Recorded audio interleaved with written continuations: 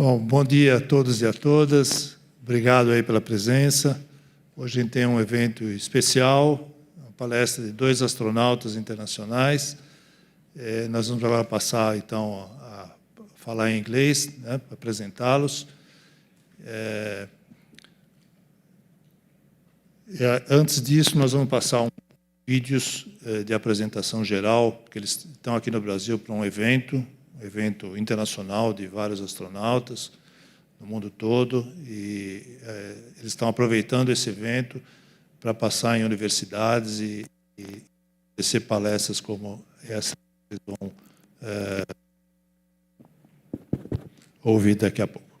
Então, nós vamos passar primeiro o vídeo. Podem colocar, então, por favor, o vídeo. Olá, pessoal. Astronauta Marcos Pontes, primeiro astronauta brasileiro. E eu queria começar fazendo uma pergunta para vocês. Imagine a Terra vista do espaço. Saiba que menos de 600 pessoas na história da humanidade, na história da humanidade, menos de 600 pessoas já foram ao espaço. Pense sobre isso. Hoje em dia, nós temos aí de 7 a 8 bilhões de pessoas na nossa espaçonave Terra. Se considerar mais umas 2 ou 3 bilhões de pessoas que já nasceram e morreram, um total aí de 10 bilhões de pessoas, menos de 600 já estiveram no espaço. Pois é, este ano nós temos a satisfação, a honra de receber no Brasil o 36º Congresso Planetário da Associação de Exploradores Espaciais.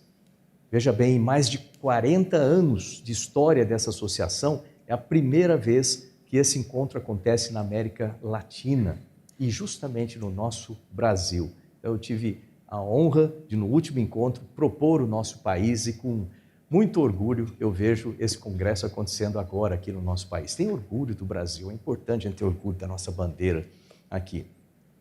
Hoje vocês vão ter a oportunidade muito especial de encontrar alguém que já esteve no espaço. Olha, tem muita história para contar, tem muita coisa que você pode aprender. E aproveite isso aí, aproveite essa oportunidade, que é muito rara, né? Como você viu aí pelos números que eu dei no início. Como minha mãe falava, ela falava assim, olha, estude, trabalhe, persista, sempre faça mais do que esperam de você, que você chega onde você quiser, né? Acredite no seu sonho, você tem tudo para chegar lá. Eu tenho certeza que se o seu sonho for chegar ao espaço, hoje você vai encontrar as ferramentas, vai saber como realizar esse seu sonho. Portanto, aproveitem essa oportunidade aí, um grande abraço para vocês. Aliás, um abraço especial não, um abraço espacial para todos vocês, né? Aproveitem, né? E depois, lembrem disso, estude, trabalhe, persista, sempre faça mais do que esperam de você, né? Grande palestra. Tchau, tchau.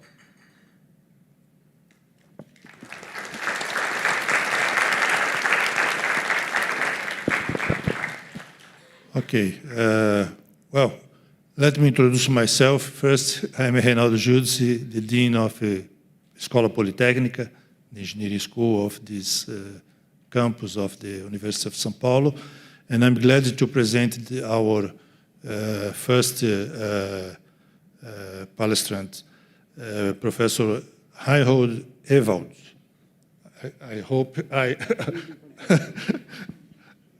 Okay, Professor Reinhold Ewald is a German astronaut, physicist, and university professor widely recognized by his contribution to European space research. He was born in Mönchengladbach, Germany, on December 1956. He graduated in physics and obtained a doctorate in experimental astrophysics from the University of Columbia. In 1990, he was selected as an astronaut by the German Aerospace Center, and in 1997, he participated in the MIR 97 mission, spending 20 days on the Mir space station. During the flight, he conducted experiments in the areas of biology, space medicine, and material science, contributing to the advancement of international scientific cooperation in space. After his mission, Professor Ewald continued working at the European Space Agency in planning and supporting Holly's for humanity missions.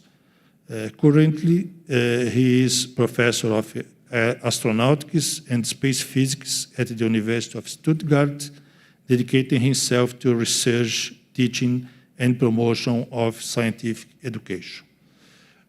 We saw a short video about Professor Ewald, and then I pass the word for your talk. Please, pode passar o vídeo.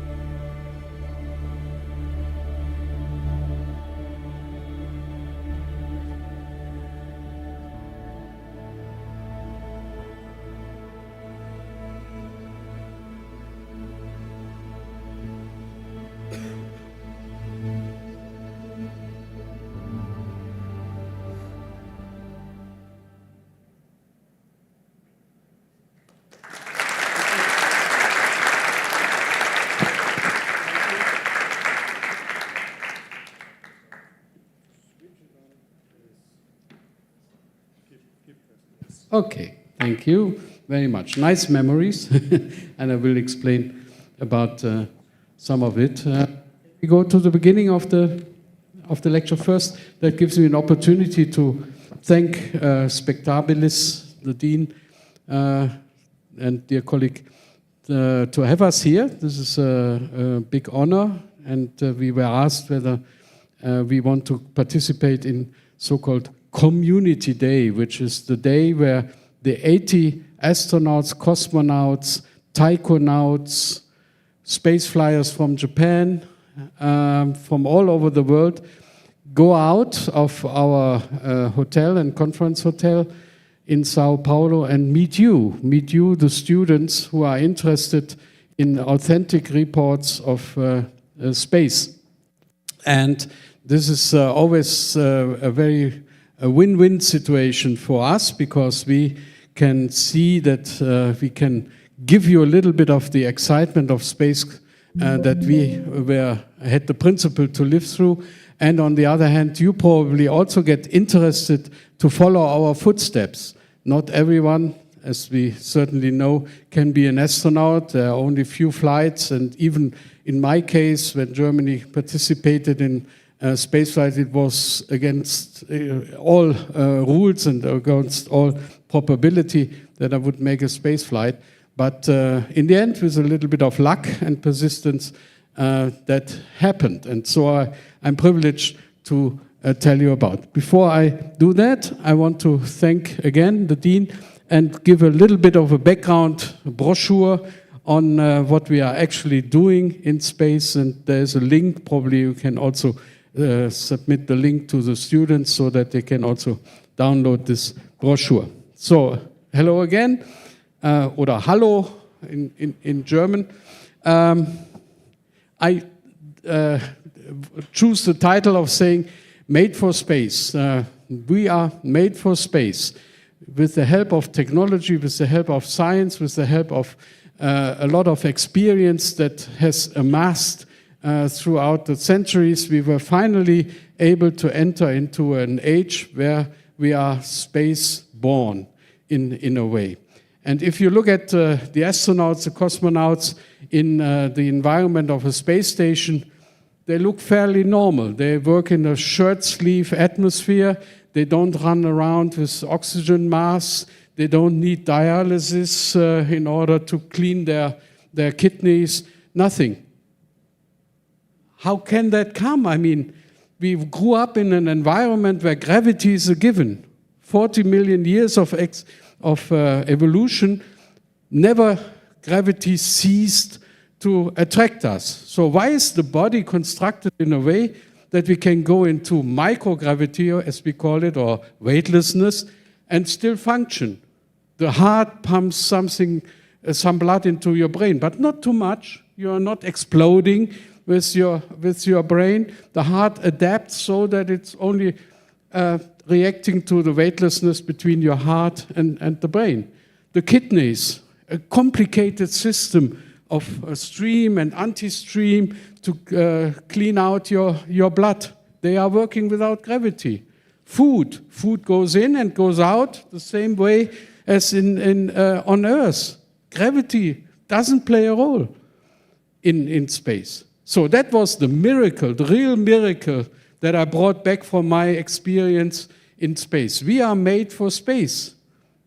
Some evolutionary power has enabled us to go into a completely different environment and still survive without a lot of medicine or artificial help in terms of an iron lung or whatever you can imagine.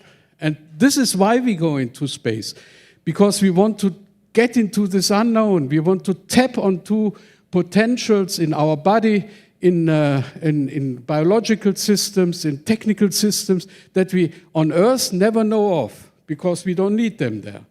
But in space, something changes, and this change provokes curiosity, this change provokes science.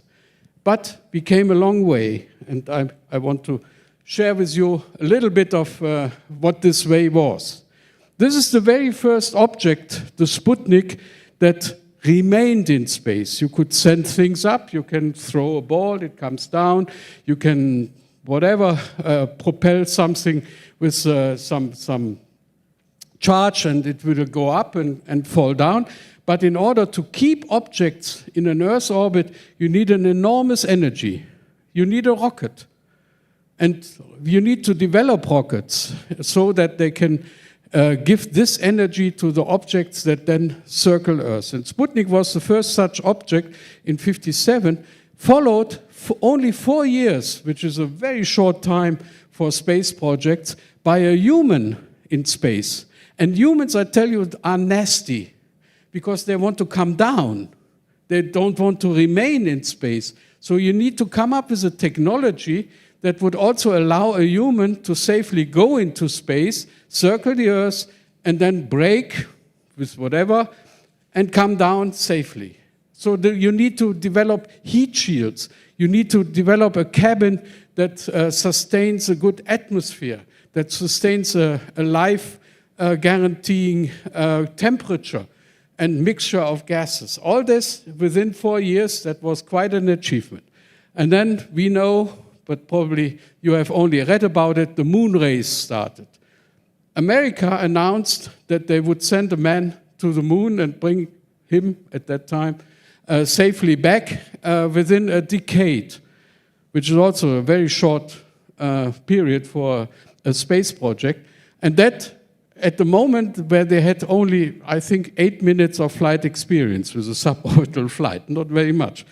So that is ambition, and this ambition brought us to the moon, and we came to the benefit of all mankind in peace and left the footsteps on the moon.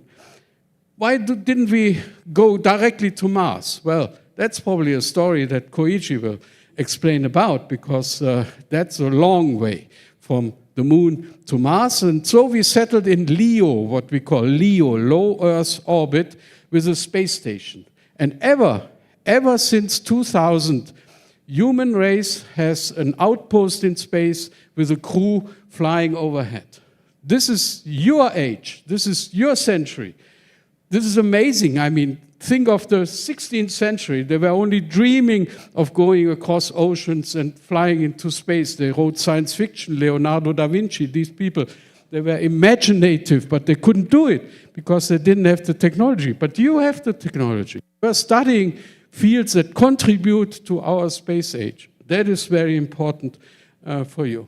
So, as I told you, we need a vision. We need something to go to. And this vision that the very young President John F. Kennedy gave in '61, it was really driving the exploration that we know under the Apollo program to the moon. And finally, all the results that Apollo brought home, including a boost in student numbers in the US, including a boost in PhDs, in papers, scientific papers. So a space program, a running space program, can really have effects that are much too broad to see. You only see the space hardware, but it's all on the ground that we profit from these kind of things. Come on. This is interesting. This is science fiction. Science fiction 65 style. So it's 60 years ago that I watched as a child. Okay, no. I will learn until the end of the lecture how to do this. This is 60 years ago on German television, a science fiction series. They were using speeds that are incredible and visiting strange planets and fighting off against aliens. But the interesting thing, you don't know that, but I keep it at heart, they are international. There's an American commander who falls in love with a Russian security officer, very funny, in the end, on the 7th episode. And there's someone from Mongolia, and someone from France, and someone from all sorts of countries are represented because humanity has learned to work together. I was very impressed on this one. It was not very technical. This one here, the next one, this is technical. This is the movie 2001, A Space Odyssey. It was released in '68 before the moon landing. It was a 2.5 hour revolutionary, let's say, movie because of all the visual effects that it had, but it also had all the physics right. If you look at this space station, the space station is rotating in exactly the right frequency to give a 1G, 1 Earth gravity environment on the outer rim. So you can walk there. You don't have to float. You're walking. You're walking in nicely done spacesuits, not bulky things that you had on the moon, but rather look at this flashy spacesuit like Koichi had in the Dragon. I envy you of this. It was made by Prada or something. Okay, and you sit after work. You sit on a lounge table like in your airport lounge, and you have a drink, and the drink doesn't drift away, and the fluid doesn't go away. It's all very comfortable. But it was the imagination of a guy called Arthur C. Clarke, who was a scientist and a science fiction writer, and he got it all right, the physics. And then I didn't immediately start as an astronaut, so the dean has already explained that I took studies in astronomy. And astronomy also is a little step into space, I can tell you. So astronomers like to build their telescopes on high mountains, and this is comparatively, okay, the Andes. But the Alps are also not bad, but comparatively high site in the Alp Mountains, about 10,000 feet, 3,100 meters, where I worked with a telescope. And I was there a fortnight and bringing my results home and going. And so you get used to look into the sky. And when I had the opportunity to apply as an astronaut, I said, okay, it's the next step. But it's not that easy, as I tell you. To become an astronaut. I was not selected, so I was taking up projects in Germany that had to do with space, with extraterrestrial, with astronomy, and one of these projects was SOFIA. SOFIA, the Stratospheric Observatory for Infrared Astronomy, would take you to 45,000 feet, and they would open the telescope bay, which was revolutionary because you don't cut a hole of that size into an airplane. I mean, don't ever, yeah? But and then you have a telescope in there, and it needs to be stabilized to the millidegree preciseness. It was a real challenge, this project, and for a long time it brought very good results in infrared astronomy that we couldn't do on Earth because stars are all over the sky and not every telescope can see the objects of interest, but Sophia could do it. In the meantime, it's retired, but it was a good match for me to finally go the whole way. And the whole way in that was not with a shuttle, with an American space shuttle, as you could guess, but it was the Mir space station. The Mir space station started out in '86. No one looked at it. No one looked at it because in 26th of January 1986, shuttle Challenger exploded during a launch attempt. That was the news, not the launch of another infrastructure into space, which was the Mir.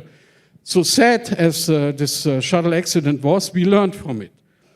And though I had my application running, I would not retract the application and say, oh no, this seems to be a risky business. But I think that from every failure, engineering failure, we learn. It's a sad story, but we are coming out better equipped to cope with the dangers of spaceflight. And Mir was such an engineering example. From what they already knew from their space station, Soyuz and others, the Russians would finally make the big throw and launch a system that would persist for 15 years. It was meant for 3 or 4 years, but engineering wisdom made it possible that the Mir space station could be used until 2001. The Mir was a construction site in orbit. All the elements were brought separately into orbit and then independently approached the station as if they were a self-standing spacecraft, docked with it, and formed a complex that was 150 tons of mass, 6 modules, 6 big modules, and other extra modules. And now, suddenly, because of politics in the 90s, we from the West, I'm from West Germany, not from East Germany, from West Germany we could visit this complex and learn how to prolong your stay in orbit. Not only go 10 days, eat all the cookies and come down, but how to go on.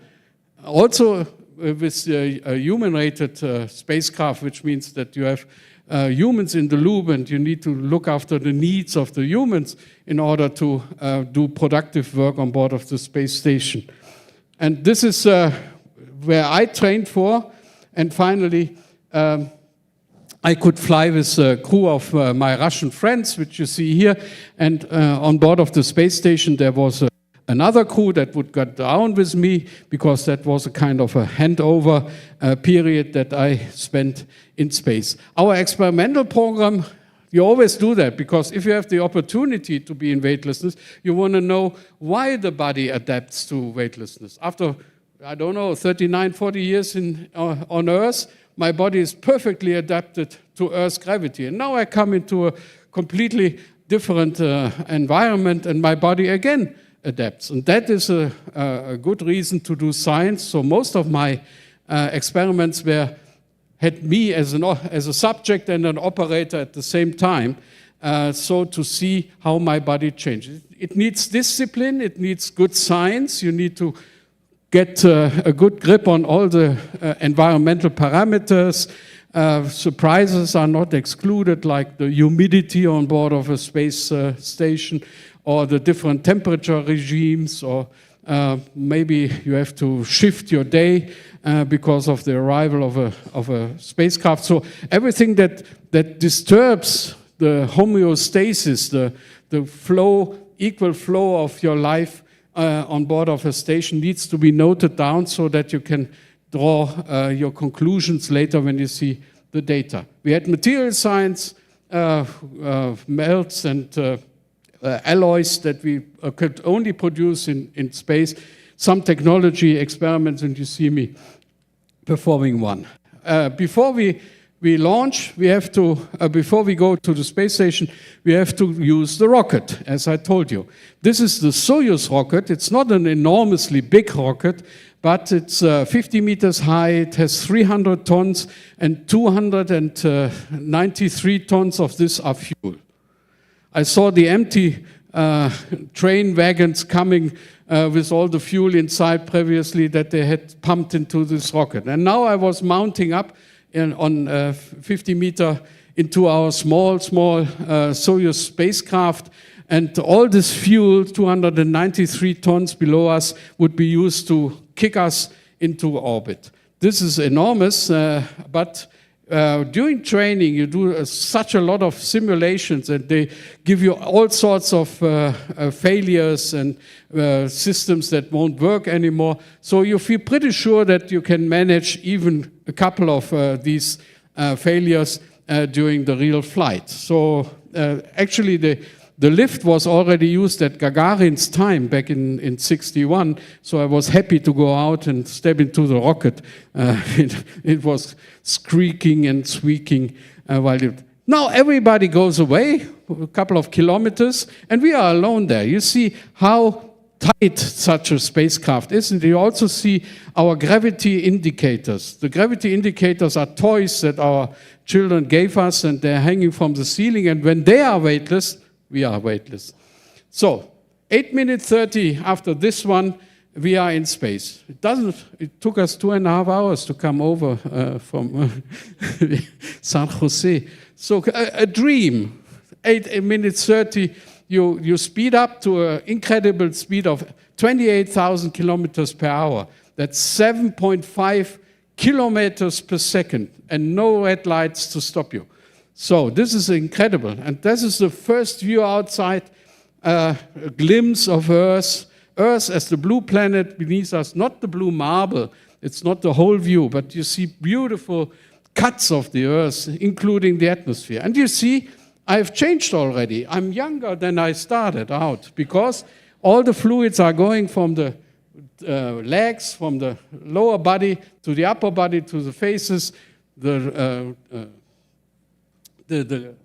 skin gets very soft, even childish to a moment. We had 2 days in this cramped environment together with my friends, my Russian friends that you see there, and you really need to be friends. I mean, I tell you, so it's not much space to move. And then finally we approached the Mir space station, and we were almost there, when a sensor decided, no, I don't like the approach. So it's like parking in and you see, it won't fit, and you park out again. That is what happened with us. This is the moment where the electronic decided, no, we won't do that. And we went back again. I was practically not aware what was happening until my commander said, could you please remove your knees? I need to go to the controls. And it was so tight that I was sitting like this in the end. And then, because they trained that endlessly, our commander, Vasily Tsipliev, by the way, this is a nice shot from the alien spaceship that observed that. Our commander, Vasily Tsipliev, he brought us safely to the Mir space station. And immediately after, a flurry of events went on, opening the hatch, first press conference. You were surprised how big this station is. You know it from training, but in space it's three-dimensional, and there's a back and a above and a down. So I was really lost, but then I had to start with my medical experiments that you see there. I was a kind of a solo guy in all this. It was a very strenuous time, but it was worthwhile doing because we brought down a lot of good results. So all these equipments were made specifically for some or the other experiments that had to do with muscle mass or with my general adaptation to spacelessness. I had 22 blood draws. I looked like a junkie. And but this was needed in order to see how my body finally adapted to the weightlessness environment. And we worked there for 18 days, plus the 2 days in the Soyuz, so all in all 20 days. And even my back is covered with sensors because you don't bend your spine in space. It's like scuba diving. Someone of you has probably experienced scuba diving. You don't bend over as a scuba diver because you have nothing to push against. So you turn your whole body. And that is exactly what you do in weightlessness. You turn your whole body to see where you are working and what you are doing, but you're not bending. And the spine doesn't like that. The spine wants to be exercised. So stretch whenever you have a possibility that's good for your health. So we spent the day with different experiments, but also some gymnastics. And Vasily shows how proficient he is in this one because he had been in space before. This is taking your bathroom scale into space. It would say 0, but this is a lie. We measure weight, and weight is not existing, but we still mass. And so you see me on that scale with a spring-loaded seat to measure my mass. 2 hours per day, my colleagues started working out in order to save their muscle strength and bones. I was exempted from that because of all my medical experiments. This is the food we get. So we cut these containers and heat them up a little bit, and then I like the Russian food better because it's all kind of bachelor's food. It's all together. You heat it up. You don't need to have different apparatuses. Yeah, showering in space, forget it. It's you rub yourself down with wet towels, and what you do on the teeth brush, you swallow down. That is my bed. I had to remove it every morning because it was right on the treadmill and they wanted to exercise. But beautiful views. Look at this thin blue band over there. We are 400 kilometers high, 350 to 400, and we are looking down on an atmosphere that is 80 kilometers above the Earth, so the troposphere in a way.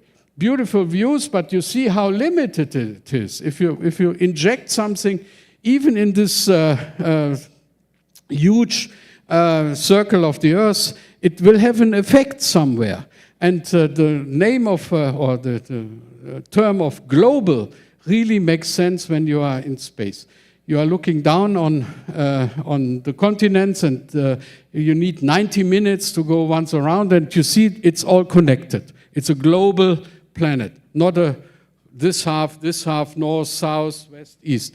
These are the Canary Islands, and from the Canary Islands to the west coast of Africa, it's a couple of minutes. If you fly out for holiday, it's a 3 hours flight. Here, we have a couple of minutes. You see Gibraltar, the Straits of Gibraltar. That was always beautiful because you could kind of remember your school map that you had and count the islands, and it's Ibiza and Mallorca. This is the Alps Mountains. I know the Andes are much higher, yes, but the Alps Mountains do a good job in winter because you could see the valleys and the peaks with snow and the valleys already. God, this is Cyprus. So especially the Mediterranean is a really easily recognizable nice view. After 18 days on board of the Mir station, I packed all my science results, and we went down in Soyuz. That is a quick affair. It's a 2.5 hours ride, and we made what the Russians call a soft landing. That is on a parachute, and the parachute would drag us through the steppe. You come down on a region where there's nothing. Completely nothing for hundreds of kilometers. But our rescue forces were already there, and finally I made it back to Earth. And now the real chapter starts, because the readaptation to gravity, and Koichi is my witness there, is much more surprising than adapting to weightlessness. You have to learn to hold things, you know, not just put them in the air and grab them later, but to hold things, to give something. Yeah? Which was completely unnecessary in space. Okay, so there are bad days, and as you see, I survived them. One of them was a fire on board. So there are a couple of things that you have during your exam. Either they give you a fire, or they give you a rapid decompression, or they spoil your atmosphere, and you have to react to that. Okay, our pick was fire in orbit. Never happened before. It was an oxygen cartridge about that size, and it contained 600 liters of chemically bound oxygen, and this oxygen exploded and had a torch flame-like flame with little metal pieces going to the outer hull of the station. It was really something that threw us out of our normal sequence, and we had to dress with. Okay, shouldn't do that. With the full-face mask for 2.5 hours, which was trained, but not to the extent that we needed it. And after, you see it down there, we had this surgical mask. We didn't know what was floating around in our station. It took us 2.5 hours to clean out the air so that we could have a view longer than our arm's length. We couldn't really see on arm's length because of all the smoke and the vapor and whatever that was. But we decided to go on. That all without contact to the ground stations. The Russians at that time had no satellite system in working. So we had to wait until the next morning in order to tell our story. And it was the only time I think I'm a ham radio operator to say, Mayday, Mayday, Mayday. Please notify the Moscow Control Center that we want to talk to them. Okay, that's not my fault. That was after my mission when a Progress transport ship approached the station and they lost control of it because of a flawed protocol, and it went right into one of the modules. And you see the solar panels of this module damaged, and the air went out of this module, and the crew had only 5 minutes to react to it. They put a lid on the open hatch so to stop the flow of the air. This one could not be used again. It was later connected to the electrical system at least, but in this very moment the crew had to save their lives, and they did a good job in doing that, but it kind of damaged the station. We are in constant threat of being hit by man-made, woman-made, human-made debris. There are protocols and treaties, but if some countries don't observe them, we have this kind of constant danger of being hit. It's not that bad as in the movie Gravity, if you have seen that. Yeah?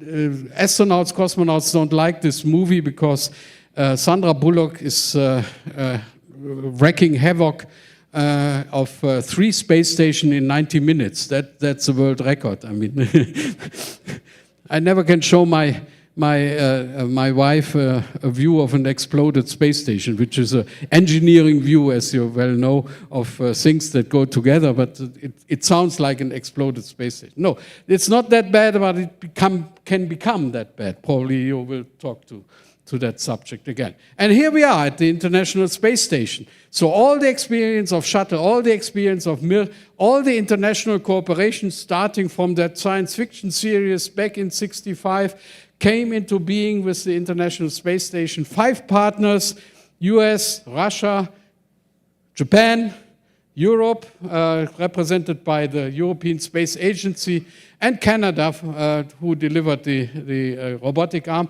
worked together. And ever since 2000, that was my beginning message, we are in space age. We are space people. We are made for space.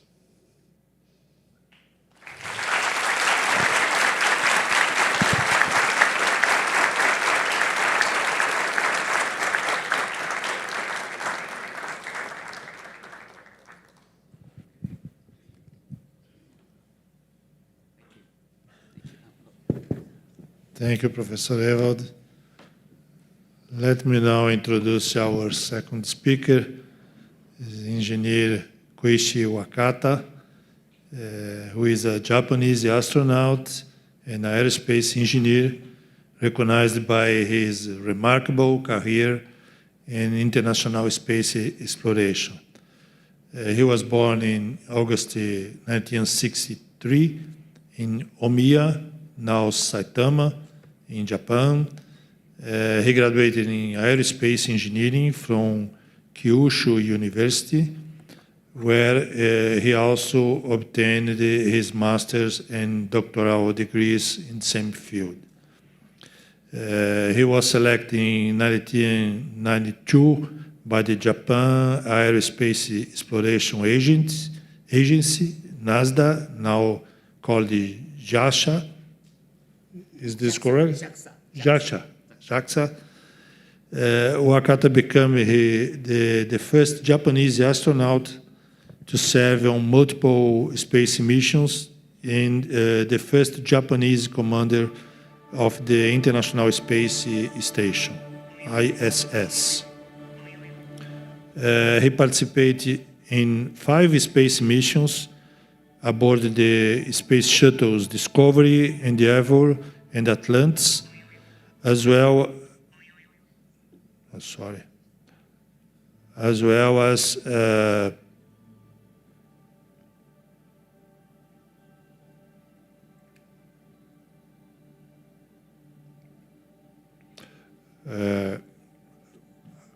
he participated in 5 space missions aboard the space shuttles Discovery, Endeavour, and Atlantis, as well as the 2 long-duration expeditions in the ISS. His activities included scientific experiments, station maintenance, and advanced robotic operations. Currently, Engineer Wakata serves as senior astronaut at JAXA, involved in international cooperation program and the training of new generation of astronauts. Let's see the presentation video, and then I pass the word to Engineer Wakata. Thank you, Professor. Again, good day. My name is Koichi Wakata from Japan. It's my honor to be able to talk with you who explore the new human frontier in space. I flew in space, as you saw, 5 times. Not yet.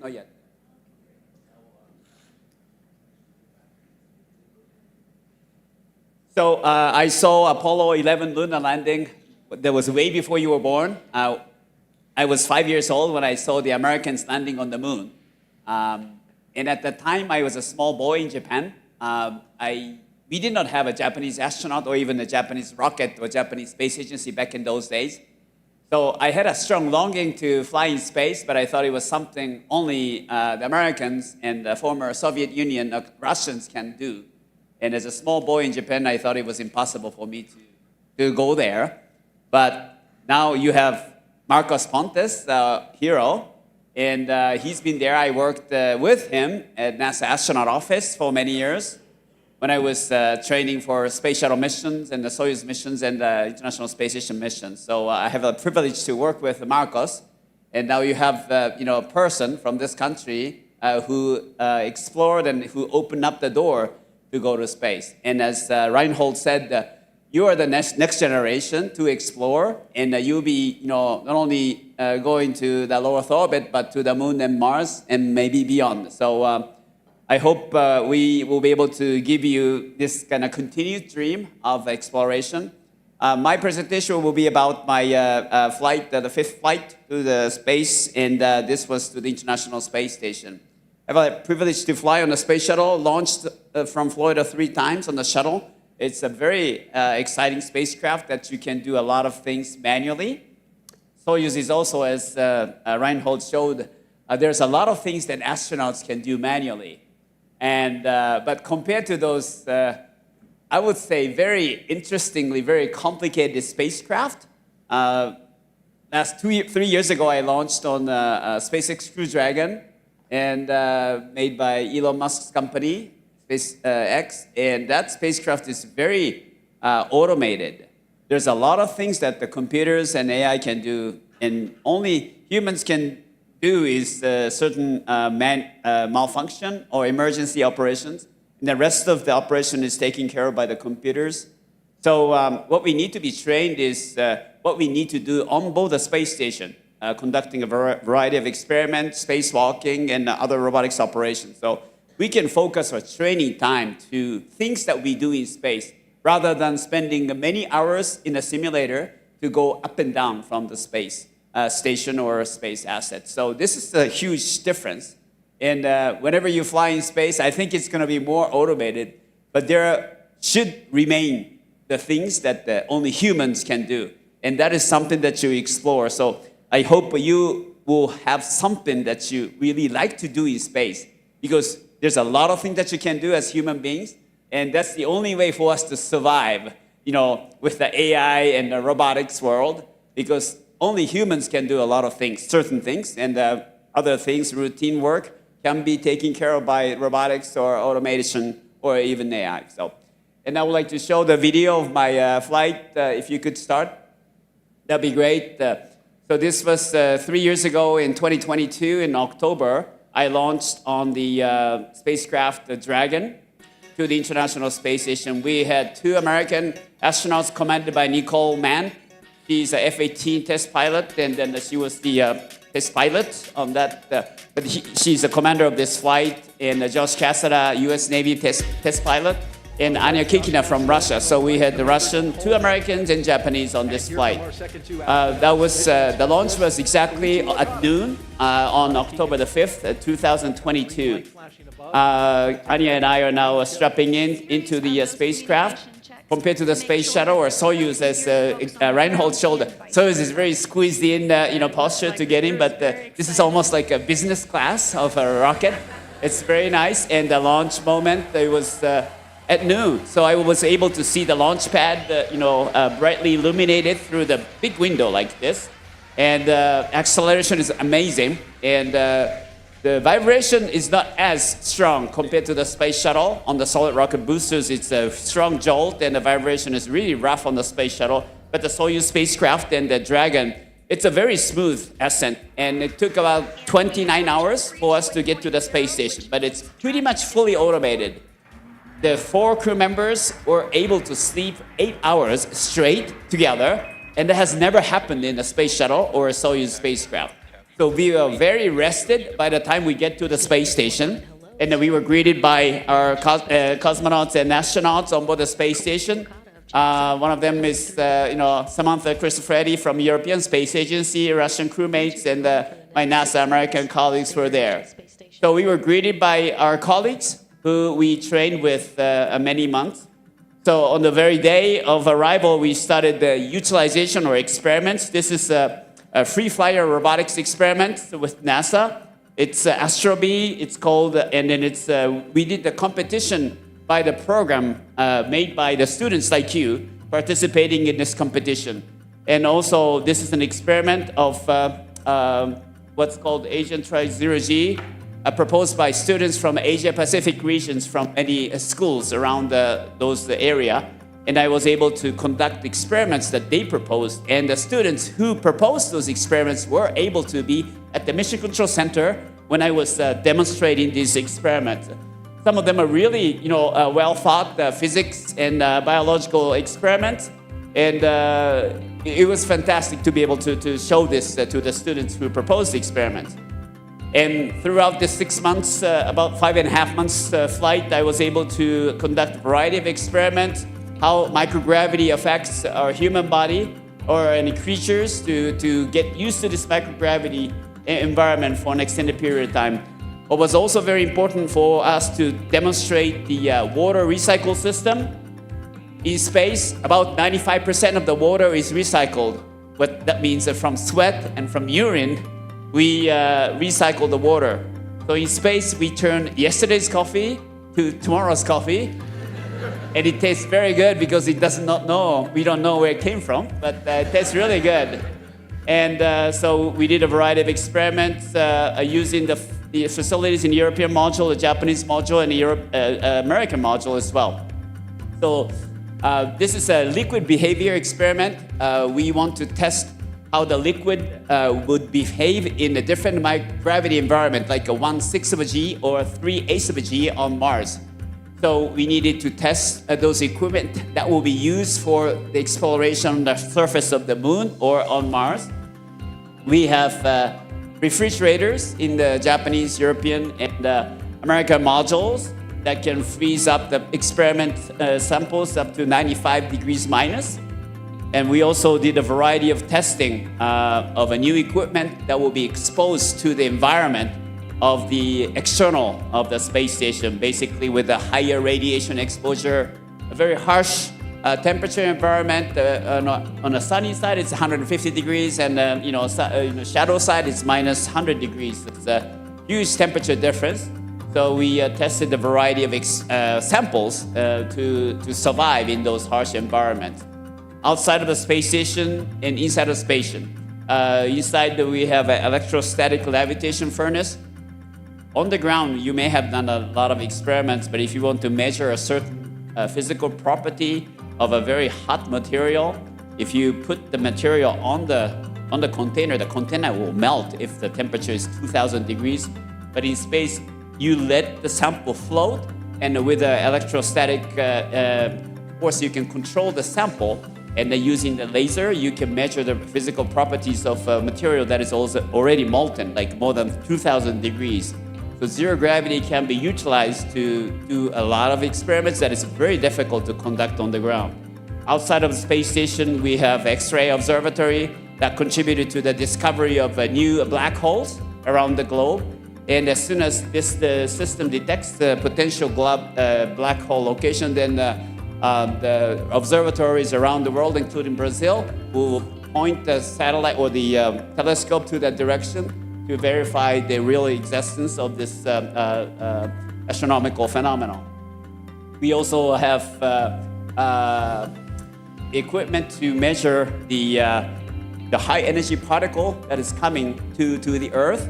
And as you know, we only know about 5% of the entire universe. 95% is dark energy and the dark matters.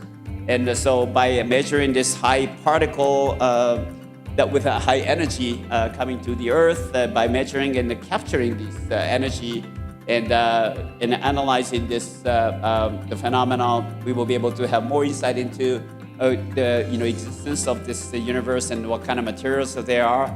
And so space station is utilized for a variety of reasons. We also deployed many CubeSats, small satellites. Some of them are 10 centimeters by 10 meters. And then you can see this deployment system using a robotic arm. This is, we have deployed many countries' satellites, especially from the countries that have never flown satellites before. So throughout this 5.5-month missions, we had some cargo supply vehicles. One of them is the Cygnus spacecraft.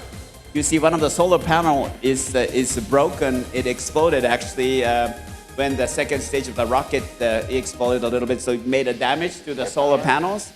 But it was able to get to the space station safely. We also had a cargo supply vehicle. It's a Dragon cargo vehicle. This is basically the same spacecraft as our human capsule of SpaceX Crew Dragon. It made automatic rendezvous and in a dock to the space station. This was completely done automated and then also remote controlled from California's Mission Control Center. Our Russian colleagues, Anya was controlling the robotic arm, European robotic arm that was made by the European Space Agency. This is a European robotic arm. They were supposed to be doing a spacewalk to inaugurate the European robotic arm operation, but right at the moment during the spacewalk preparation, there was a leak from the thermal control system of the Soyuz system. And as you can see, the splash of the coolants that are leaking out. So as soon as Russian control center noticed this, they terminated the preparation of the spacewalk. And this happened to be crewed Soyuz spacecraft, so this vehicle was considered unsafe to send the astronaut or cosmonauts down to the Earth. So the Russians launched a new spacecraft to replace this one. During this 5.5 months flight, we did the 5 spacewalks. 2 spacewalks I did out of 5. And what we did was to install the new solar panels. As you can see on the ground, there are solar array panels everywhere, but it degrades as time goes by. On board the space station, it's the same. So we had to replace with a high performance solar panels. So we did the installation of the new panels. And I did the first support of the spacewalks with the robotic arm operation. And now this time I'm going out to space with Nicole Mann. on 2 space flights to install the base structure of the solar panels. It's amazing the view of the Earth through the visor, the beautiful Earth, and then on the dark side it's very dark and you don't see anything. And we always have to make sure that our safety tether is safely routed through, because that's how you survive. But at night it was very difficult to see how the safety tether is routed through. We had to be very careful in moving at each moment. And then as Reinhold showed some of the space debris, you can see on the handrails, there are like traces of a space debris. There are some burrs, everything. So when you translate, you never slide your gloves, because if you slide the gloves, maybe the burr will cut your glove. So we always have to, very carefully grab the handrail and move just like this, and so that we don't have any damage on our hands or the gloves. So there are a lot of problems that we encountered. Some of the structure could not fit. When I was installing the structure of the solar panel, we did real-time brainstorming with the Mission Control Center in the ground, and we came up with a lot of techniques to overcome the difficulties. Sometimes it did not work, but finally we were able to accomplish the task. So this is something that the humanity has strength, I think, compared to AI. Even without a database, we could figure out something to overcome the situation. Reinhold was talking about exercise, and we did about 2 hours of exercise every day with a resistive exercise device. For aerobic activities, we use a treadmill and also a bicycle machine. This is an outstanding resistive exercise device. Especially we put the loading on your backbone and also the pelvis area, because these areas are the most susceptible areas of bone density loss. And then you see harness, because if you don't use a harness when you run, you will float away.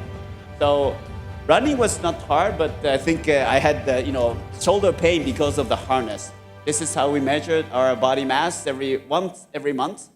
And I was able to maintain the body mass as planned. We also tested the new clothing technology. Actually, these are from the Japanese commercial companies. And we tested a lot of variety of clothing. This is an interesting one. You have an anti-slippage material at the back side and also on the top side of your heel area, so that you can use your feet to stabilize your body in zero gravity. Some toothpaste materials that we can use without much of water. This is also like a toothpaste material in space. We can only use about maybe 500 cc's of water every day. I think we allocated for about 1 gallon, maybe a little over 3 liters of water. But out of the 3 liters, normal people have to consume for drinking of 2.5 or 2.7 liters. So the rest is very limited. So with this very limited amount of water, you have to do, you have to clean, you have to shampoo, you have to brush your teeth. So it's very important to come up with some product that requires only less water. This is how we shampoo. This is a rinse-less shampoo. You just put the shampoo and then you just wipe it off with a towel. But you can feel very refreshed. And this is a new commercial product that has some dimple and has some impregnated shampoo, and then you can just push it onto your hair, and it feels great. So these are the technologies that could be used not only in space, but in a disaster areas after earthquake where there is no water available. These products could be utilized for survival situation, and I really appreciated these kind of new products that could be utilized, for space operation, as well as in those areas for camping and also in the disaster situation. This is the water towel. We are allocated this towel for every 2 days. So we have a new towel every 2 days, and you just put some water and feels great as if you were in a hot spring. I really miss that hot spring in Japan. Every 2 weeks or so, Frank gave me a haircut, and that's the clipper with a vacuum cleaner attached, so that we don't spread our hair coming off from our hair. So we took turn and cut our hair course, food is very important. I love all kinds of food, and Brazilian food I've never had in space, so hopefully I can do that in the future.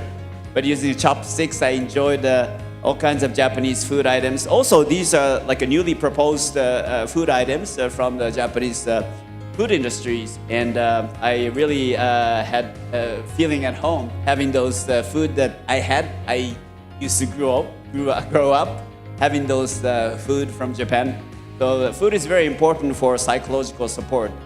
Especially after a month or two in space, you really miss what you have on the ground, and food is very important. Usually we use only spoon. We have forks and knives, but if you use a certain utensils, you have to clean it up. So in order to avoid this cleaning and the usage of the Kleenex or the wet wipes, I always use spoons only. This was a Christmas Eve of 3 years ago. And I captured the robotic arm with the satellites, but it's really difficult to capture a pizza in space. It's a very complicated operation. But on this Christmas or holidays, we get together and we made food together. So these are very precious moments for me, looking back. Usually on a Saturday or Sunday, it's a cleaning day. Using the vacuum cleaner, we cleaned all the laboratories and our crew quarters. So you can just go to the filters. That's where the dust is collected. So you can use a vacuum cleaner and collect these dust from the filters. Every night, we close the shutters of the window shutters. So windows are there, but unless you're using the windows, it's good to keep the debris hit from happening. So we close the shutters and then turn off all the lights, and then we fly to our crew quarters where we sleep in. It's a very comfortable area. There's this, we use the sleeping bag like this. It's very comfortable to float in zero gravity because you don't feel any pressure on any part of your body. And when you close the doors, it's very quiet and very silent and dark. It's very comfortable to sleep. Cupola is one of the most popular places on the space station. We took a lot of pictures. This is my first time ever to be in Brazil, but I don't know how many pictures I have taken of your country from the space station, Amazon, and there are beautiful areas all over the world. For me, Patagonia is very special, and also Caribbean. But one of the most beautiful places is north of the São Paulo area. What's the name of that place? I was just given Ribeirão Preto. Because it's you have all kinds of beautiful fields of different colors, yellowish, oranges, and reddish and green. So Brazil, this north of São Paulo area is so beautiful. This is over Japan. You can see the lights, and we go around the Earth every 9 minutes. So during the daytime, you see the power of nature, clouds, volcanic activities. But at night, you see the power of humanity because those city lights are so bright. At the same time, you're convinced how much energy we are consuming by looking at the night side of their globe. This was a New Year's thing. I had a chance to do a calligraphy. Nicole Mann and I did spacewalks together, but who's heavier, much heavier, I'm heavier. And then, so in space, if you are very careful and fly through this, then you can be like a Spider-Man. And I'm a big baseball fan, especially Shohei Ohtani of a Major League Baseball. He can throw and pitch and hit, but in space, you can throw a ball. You fly faster than the ball. And then you use a paper bat and you hit the ball. But not only that, after you hitting the ball, you can catch the ball. Actually, you fly faster again and then catch the ball. But you don't need a training. I don't have any training, but everyone here can do the same thing. So microgravity is amazing. We utilize the microgravity to conduct a variety of experiments, things that we cannot produce on the ground. But as you can see, there are so many things that we could utilize this microgravity to develop something, to create something new. You can use it for article. This is a LED flashlight. I just threw it and spin it.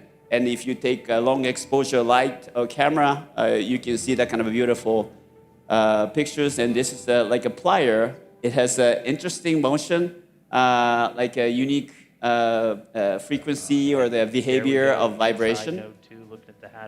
So it was very quick. Every day was a new discovery, but 5.5 months went by really quickly, and it's time to go back to the Earth. So 4 of us, Nicole, Josh, Anya, and I were now already wearing the spacesuit, the Dragon spacesuit, and this is the moment of undocking from the space station. So from this on, it took us 29 hours from the launch to dock to the space station. On our return, it was about 20 hours after undocking all the way to splashdown. Again, pretty much it was automated operation, and the parachute deployment was usually very interesting. It's like riding on a very wild roller coaster when the parachutes are deployed. I'm sure Reinhold felt the same way on the Soyuz spacecraft. But for us, touchdown was splashdown onto the ocean was not that rough compared to the Soyuz landing, because those parachutes are pretty big, and the sink rate is well controlled. And I did not feel much of a thump when we splashed down onto the surface of the Pacific Ocean in the United States. You can see the moment of the splashdown. And it was compared to the deployment of the parachute, it was very smooth landing on the ocean. Within an hour, the capsule was already taken by the rescue boat, and then thanks to the flight surgeons, we were able to come out safely from the space capsule. So this was the end of the 5.5 months, but you can see there's a lot of people who support the mission on the ground. Reinhold can testify that because he was the lead person of the Mission Control Center in Munich of European Space Agency's Columbus module. There are like 1,000 people supporting our operation every day. And astronaut is just one portion of the huge group of the missions that we conduct to explore our human frontier in space. And I am really very much looking forward to seeing the next Brazilian astronaut. Marcos is our hero, my hero, but I think you are the people who, going to space and explore the low Earth orbit and beyond to Mars, to the Moon and Mars. And I hope you will have all the, knowledge and persistence, as Marcos says in his video. I think it's very important to have a clear goal. And even if you fail, I made a lot of mistakes and failures, but looking back, I think whenever we encounter a failure, that's the moment that you can grow most efficiently. It's not only individually, but for the development of satellites or rockets. Whenever we fail, and that's the time that you learn how to get over with a situation. If you're continually successfully completing the missions, it's really difficult to learn what was wrong. But if you fail, that's the moment that you can learn the most in a very efficient manner, time-wise. So have a clear goal and find what you really want to do in space. And then even if you if you encounter a failure, think about that's the moment that you're growing most efficiently. And to be persistent, like Marcos said, and achieve your goal, and hope your dream will come true. And we'll be happy to answer any questions that you might have, Reinhold, and I'll be happy to answer any questions. So thank you very much.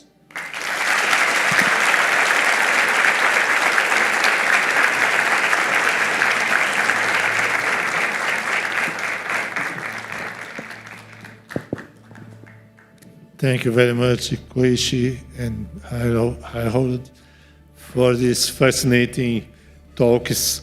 I'm sure that our public wants to ask some questions to you.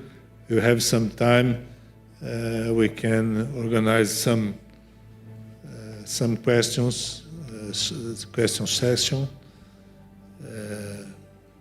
Someone wants to make some question, please.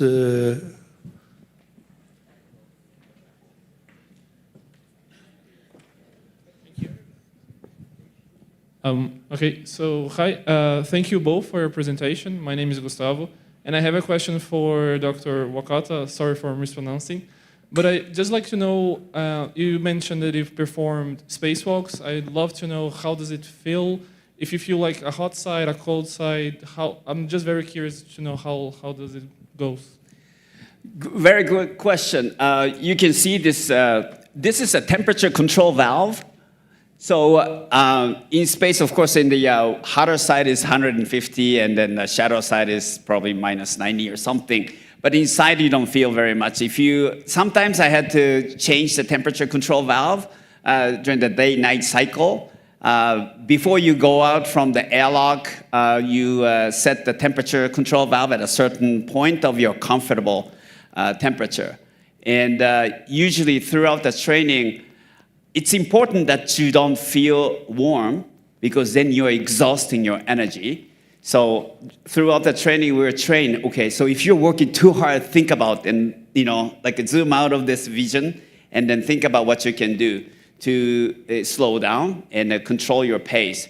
So I changed during the spacewalks. I usually change maybe once or twice of the thermal control valve to your comfort, but not big change, just one notch or two, and then you feel very comfortable. And we also have like glove heaters on the tip of the gloves. There are heaters, and you can use a switch to turn on and off the heaters, and you feel very comfortable. So most of us don't feel too cold, unless you have to stay in the cold region during the night, like for 40 minutes. If you don't do any exercise, you feel cold, but we continue to work throughout the night and day. Maybe Reinhold's Russian colleagues used to be that the Russian EVA spacewalks, they are focusing on operations during the daytime of the orbits, and during the nighttime, there's less activities. And for those cases, in the dark side, and if you do not do any exercise, then you might feel cold, but I never felt cold. So, thank you.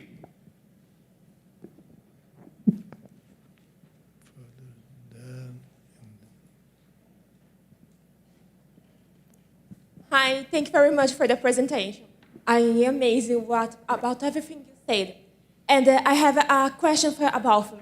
And what most you miss about the Earth, and what's the most difficult thing in space? What more you missing about Earth? I don't know, you speak about the field. Miss from Earth. Okay, yeah. Actually, if you have the privilege of flying into space maybe once in your lifetime, that was not assured, Koichi could repeat it, but and then for 20 days with a filled science program, probably you don't miss a lot, because you take everything into account to be able to work and continue with your...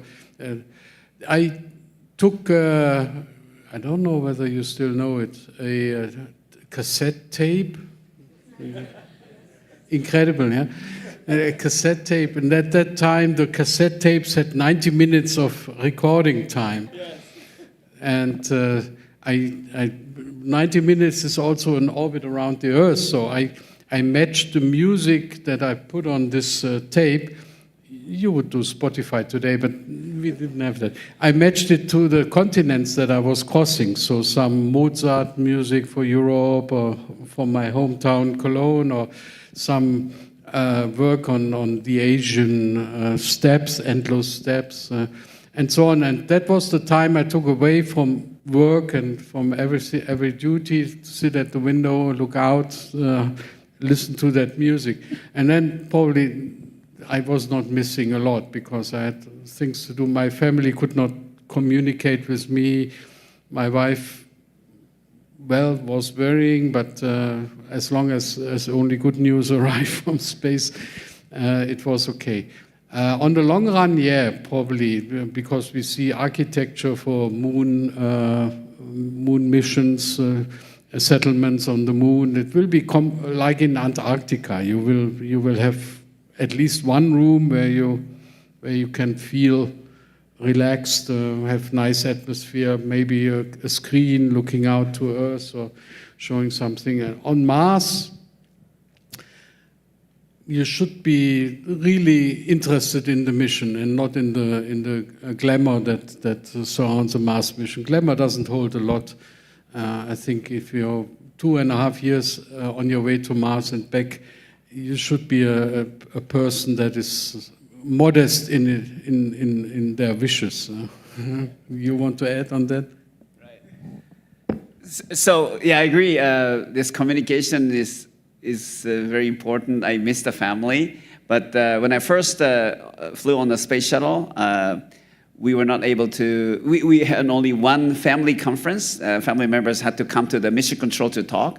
But nowadays, from the space station, you can call our family anytime.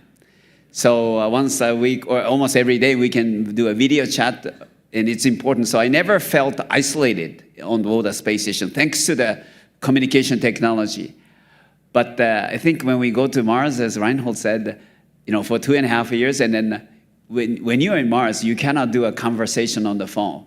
Either you send a text, and the text will be read in 20 minutes later. You can make a video recording, and the video recording message will be sent, and 20 minutes later, some of your family members will be able to see it. So if you cannot make a real-time communication, like, on the ground, anywhere on the planet, you can just call, right? So in space, right now we can do that. To the moon, yes, we can do that. But when somebody go to Mars, it's different. So I think communication is something that is very important. Technology is very important, but nothing can fly faster than light or radio waves. So this is something that I think if people go to Mars will miss. I think a family, the communication with their friends. So.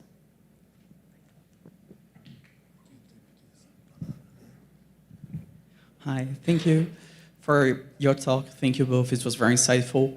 My question is, what is something that you think here on Earth we take for granted? Something that you only realize how important it is to you once you're in space in order to practice? Thank you.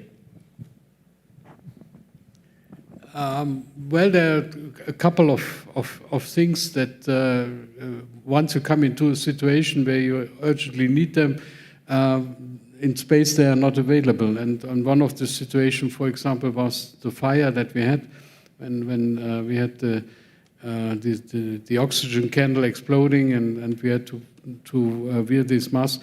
For sure, we would call the fire brigade and open the window and let the air out and the fresh air in, but that was not possible. And so we are giving a good part of thought on reaction to these kind of injuries or life-threatening things that you have to sustain yourself for a couple of hours to days before. Let's take the example of the moon, before you can be taken back to the hospital. And again, Mars, you are all on your own. So you only notice in the moment you urgently need it that there's something missing in the scheme, and you would like to have it. For the rest, we try to be self-contained, and Koichi told about the coffee of yesterday being the coffee of tomorrow. So as long as and that is a good lesson on Earth as well. So to live out of the country and to live out of without big exports, imports, crossing borders, that you have a minimum guaranteed good life from things that surround you and that are easily to be had. Yeah, I agree with Reinhold. And to me, I think something that we take for granted, but we need to be very careful, is the environment that we have today. Trash management is a very complicated operation. On the ground as well, but in space especially. And it's good to minimize the trash. And around the globe, there are many areas where plastic garbage is flying and contaminating the ocean. And Reinhold showed us the space debris pictures around the Earth, and I have seen, though not seen, but some traces of the debris. And it's the same thing. Don't throw plastics to the ocean. Don't trash things to space because it could kill you. Because through this 5.5 months flight, we did the 4 debris avoidance maneuvers. Whenever the ground control finds there's some debris, there's a possibility of hitting the space station. We usually change the orbit to avoid the collision. And sometimes it's late to change the orbit, then we close all the hatches and just go into a spacecraft and wait until the passage. So not only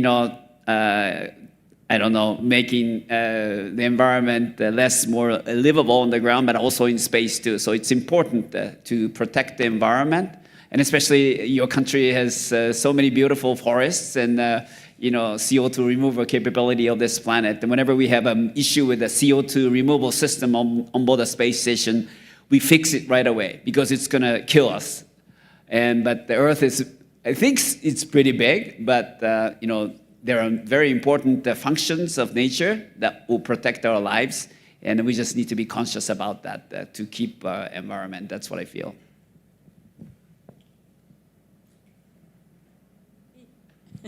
Thank you for your presentation.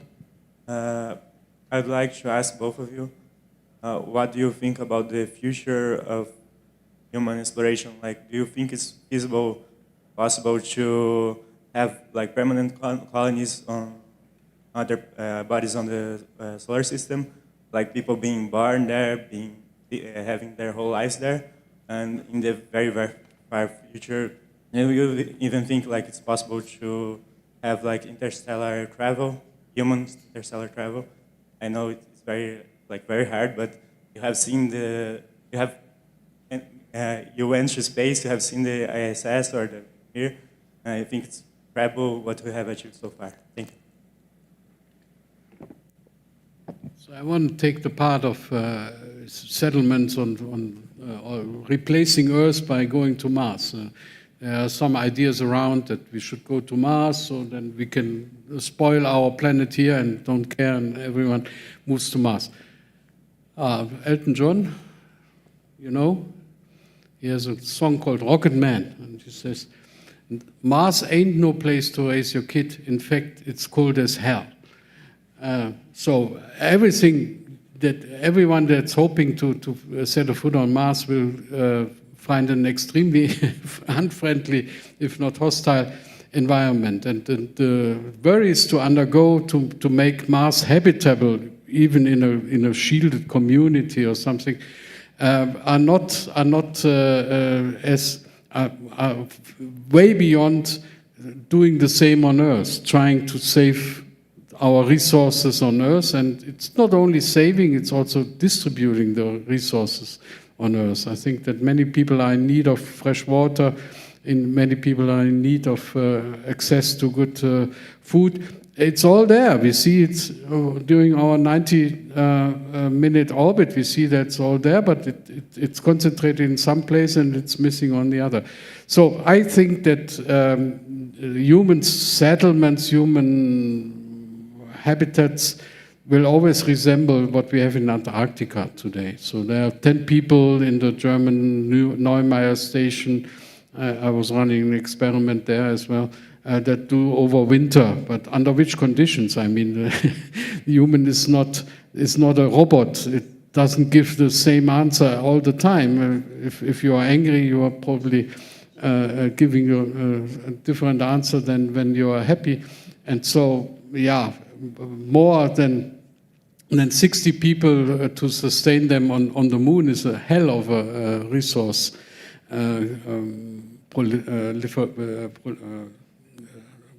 Chain of supply. So let's be honest. For a long time to come, Earth will be the place where we need to make ourselves comfortable and not wish to Earth-size or Earthalize other planets. There is a terrification program, but it's science fiction. Yeah, very good question, and I don't know I can fully answer your questions, but most of the time when you see something in the novel or in a movie, those things will happen sometime in the future. So it's very important that you imagine certain things, because if you can imagine, someday you will be able to do that. And some of the very exciting Hollywood movies, some things are not scientifically correct, but I think stories usually happen. So I think it's important to have, to imagine the future and try to achieve that. And the technology is getting there. And you're the new generation. You can make a lot of things enabled and happen, the things that we couldn't do. And when I was in your age, I was not able to use ChatGPT to make reports, but you guys can do. And you can control a lot of things with only the tablet or iPhones, right? So as you can see, these new spacecraft is like that. So there are a lot of things that my generation cannot think of, but you guys can do.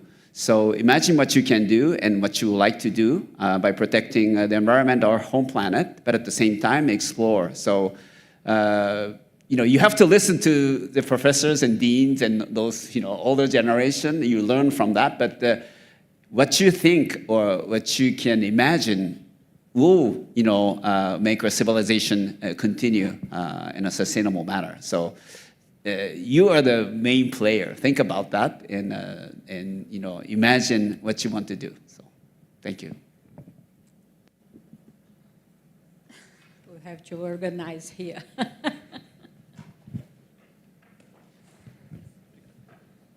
Well, hello, thank you for the presentations. It's an honor to have you here. I actually watched the launch of Professor Wakata. It's really amazing to have you here. This question is for both of you. Considering the actual geopolitics in the world with the tensions all around, how do you see space exploration in the near to medium distance future?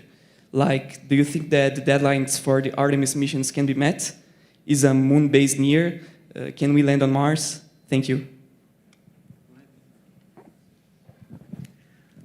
Until a couple of years ago, I would have been delighted that we, with the International Space Station, we do a blueprint of how we go to the moon. And Gateway, the station that came up with a very funny orbit, was the product of this blueprint.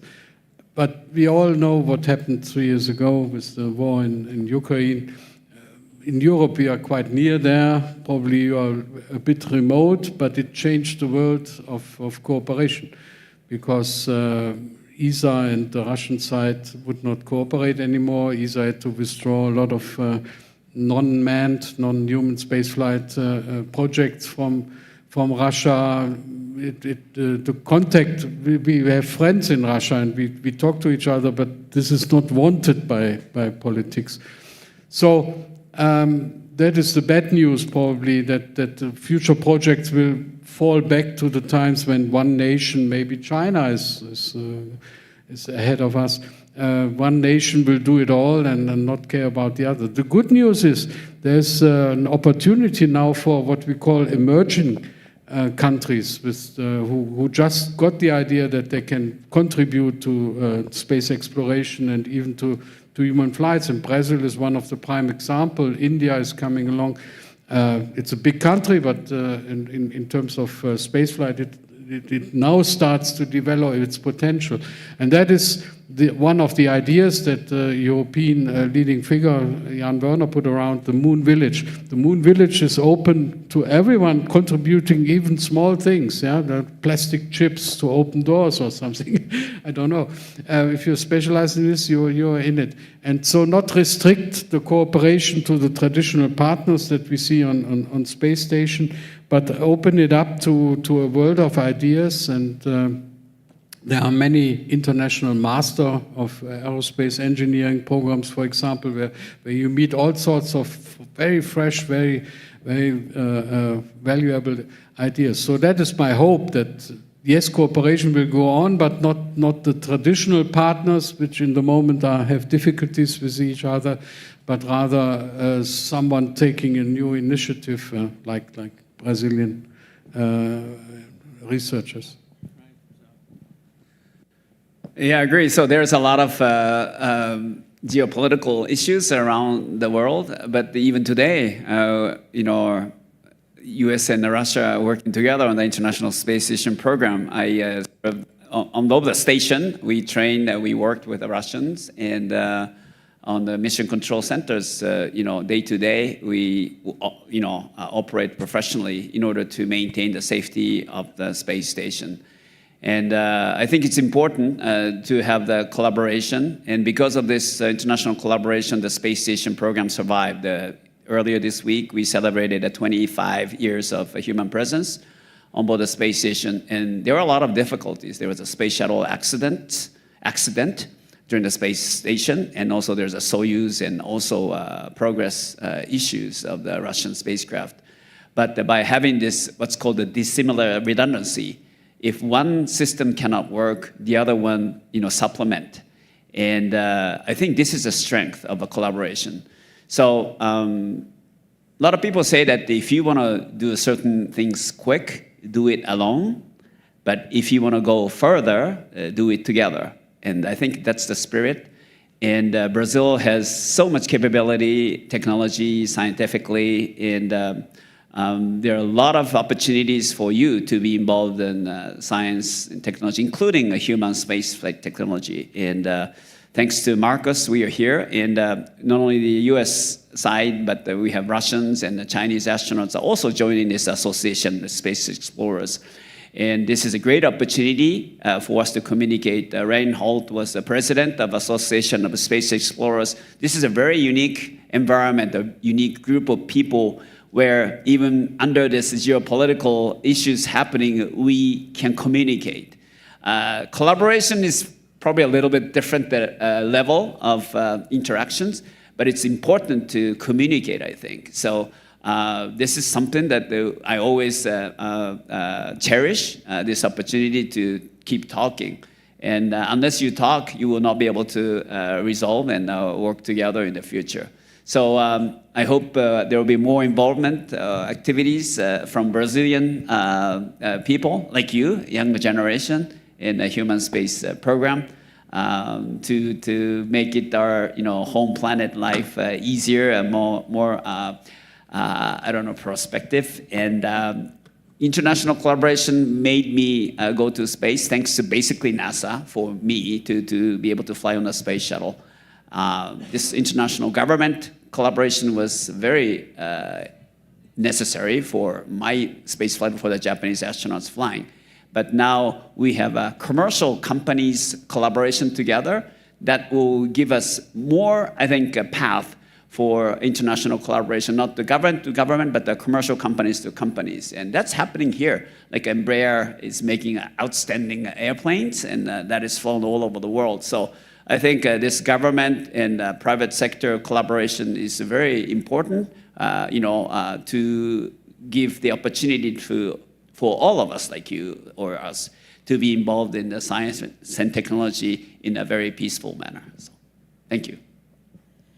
I know it's so interesting, but I think it's better 2 more questions because our amazing guests have to lunch, need to lunch. Then, a girl, one girl, Inês, ali ó, uma menina, 2 meninas.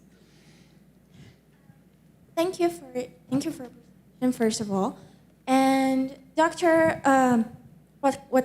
Wakata, you brought up a topic that I would really like your input, and also Professor Ewald, about how the AI is going to impact the entire space exploration industry and our future as engineers that are trying to enter the field when we think about mostly generative AI and which are the branches it will take over, or what branches should we focus so we can have this autonomy and actually have an impact in the field? Okay, that's a very good question. It's a $1 trillion question, and I don't know if I can answer that correctly. But it's, I think, it's something that we always have to keep in mind because we need to survive as human species, and AI is going to evolve more. But in routine tasks, mundane tasks that humans do not need to really be involved, there are certain things that the robotics automation could help us to be freed from these duties. But at the same time, we always need to make sure that the human will be able to be part of this whole design of life of the universe. And right now, what I can think of is like unpredicted emergency situation and how to survive. Those are the things that humanity can have the best answer so far, and we need to make sure that we will be able to utilize all the assets of humanity so that even AI could not predict, because they really need to depend on the database. But there are a lot of things that we will be able to contribute to our sustainable growth and continue our survival of our life to explore the universe. So we always have to keep in mind what is the best things that we as humanity can do. And it's not a simple question. And like a quantum computing, what is the best? There are a lot of things that the quantum computers are good in computing in space sciences, but there are things that even other methods of computation is better. So this is everlasting question, but I think it's important for all of us to keep thinking. And that's why human space program, I think, is very critical, because we always face this question of automation versus human operations. Thank you. Yeah, no, that's a very valuable question for you. For me, rather not. I can abstain from using artificial intelligence. I got my PhD. I don't need to write my text with artificial intelligence. I see the brain as a muscle, and if you don't use your muscles, they retard. You give up muscle mass and ability and flexibility. We do that in space by training on the treadmill or in this ARED in order to keep our muscles trained. And the brain is a very important muscle. If you do everything on AI, probably your brain is not challenged to the point that to answer questions that the AI cannot answer. Next, and I'm not alone in my skepticism. You know, probably Yuval Harari, one of the thinkers, and he's very skeptic with AI. Imagine that there's a blackout. You cut off AI, so you rely on AI giving you the answers, leading you through the daily life, and suddenly you are cut off. As with all space assets, if you are cut off from communication, from weather reports, from navigation, that would be a bad day on Earth. And if you cut off AI and rely on AI, then you are in desperate need of another intelligence, namely your intelligence. But there's a good thing about AI. We talked about going to Mars. That is a matter of communication, of broken communication, maybe up to 25 minutes that you send things and they have to think about it an hour and then they send it back. So it's not what you need in terms of real-time decision making. And there, I think AI is something that comes to our help. So on deep exploration mission, the AI will keep all the knowledge of all the people that developed the systems, that tested them, that had off-nominal situations and came out of the off-nominal situations, and the AI can tap on that. But that is a controlled database. If you these trolls send out 1 billion of wrong messages, the AI will not notice that they are wrong. It takes quantity as opposed to quality. And that you have to judge on, and you have to be skeptical when you get AI results, whether they use the database that is serious and rational.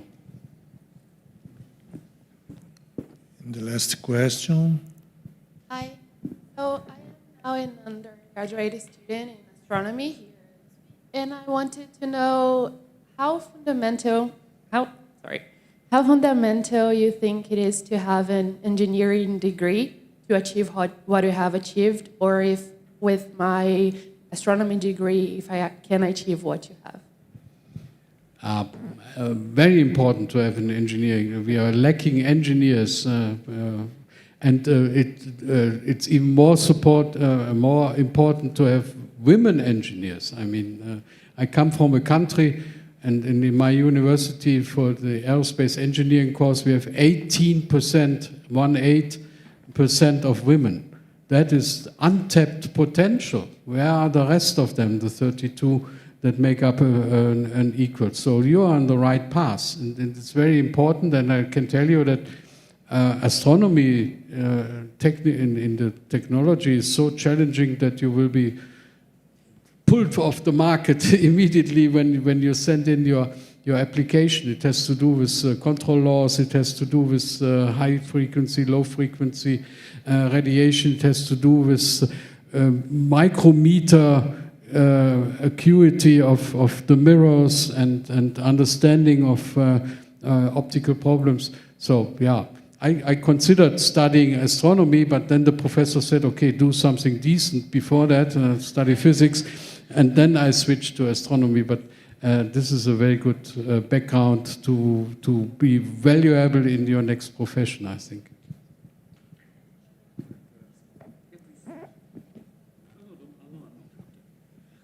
Okay, so we reached the end of this nice event. I'd like first to give you a small gift for you and for our speakers, to remember our school. Is a small bottle like this I'm using. And I invite the audience for thanking the speakers for these very nice talks that they gave. Thank you very much. Thank you very much.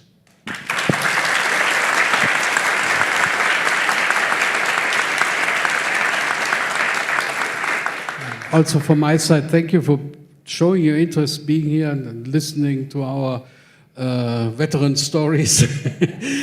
You can follow the technical sessions of the Association of Space Explorers Planetary Congress on the web. So there's a stream, a link of, and you go to ASE 2025, the web page that Marcos put up, and probably they point you to the stream. We will have extremely interesting talks tomorrow. Today is the day off because we are all gone places.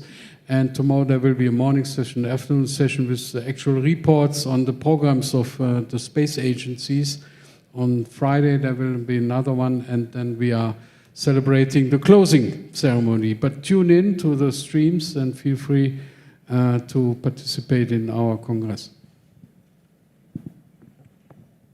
Well, thank you for the opportunity again, and I'm looking forward to seeing your faces on the journals and the TVs whenever you explore, no matter where it is, on the ground, in the labs or universities or in space. So looking forward to seeing you on those occasions, and looking forward to hopefully working with you in space someday. So thank you very much.